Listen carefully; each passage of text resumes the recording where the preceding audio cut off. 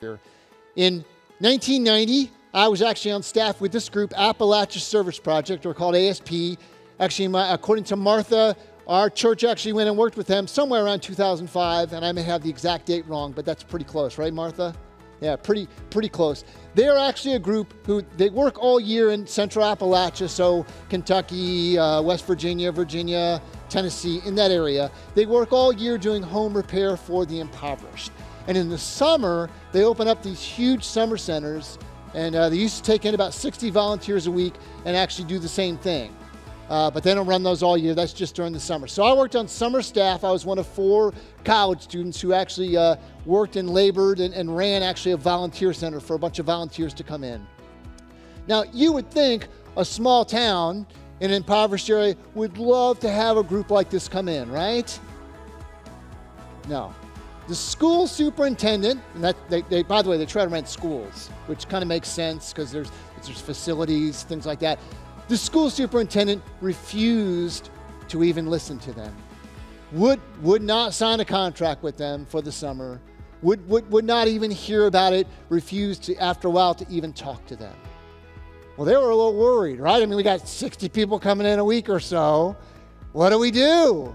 Well, as a matter of fact, a principal at another small town kind of out from this heard about their dilemma and actually invited the group over, the ASP people over, and actually signed the contract so that they could stay at her school for the summer. Now, she probably didn't have the authority to do that, and she resigned the very next day. No joke. So we go to this school. I'm one of the four college students at staff go to this school. And we realize why this superintendent wouldn't rent us the other school. To use the term substandard conditions is probably very generous. And there were incredible things wrong with this school, but I'll talk about just 2 of them. Number 1, they had a common room, which wasn't even quite this large. Maybe in terms of the length it was this large, but in terms of the width, wasn't even quite this large. And it had 14 lights. It was like a gym and an auditorium, all those things together. And you ever seen those cage lights in the very, very top of the ceiling of a gym? 14 lights. I counted them. 14 lights. 2 of them worked. And they were over like in the same corner. And so there was this dim kind of funeral home pallor over the whole place all summer, or for at least the first half of the summer. And the other thing I'll talk about is the restrooms. There are no interior walls in this restroom. What they have is they have the exterior walls. They're actually blocks, cinder block, and there was pipes. And I don't know how many times they'd repipe this place, but they never took up the old pipes. And so there are pipes and pipes and pipes and pipes, and who knows which one actually functions. And in the men's room, it's my average of 30 volunteers a week. There's 2 toilets, and one of them doesn't work. And they're just like about 3 feet out from the wall, just right there in the middle of the room. It's maybe like an 8x8 room, and 1 sink for average 30 people. Well, maybe the women's room was better. Yeah, the women's room had 4 toilets. So the same thing, no stalls, no anything like that, just 4 toilets, kind of about 3 feet out from the wall in the middle of the room. And the claim was they had showers. Now you realize when you get there, showers is a relative term, right? Because you think about, stalls and curtains. They were simply 2 shower heads mounted on 2 pipes that went across the ceiling, and a big switch on the wall that actually turned both of them on. That was it. This is for 60 volunteers a week. Oh, I'm sorry, 2 sinks in the ladies' room. It's exercise in servanthood, is what I would say about it. So we go along, we're doing our thing, doing home repair, creating relationships, and halfway through the summer, we get a call. The governor of West Virginia, who at that time was Gaston Caperton, wants to come and visit your volunteer center. Are you serious? So sure enough, on a Wednesday, about midway through the summer, his helicopter lands in the schoolyard. All his security run around like bees, all securing the area. He comes in, starts to talk to us. Now, all these people from the community came out to see the governor. So everybody's crowded into this very small common room in the school.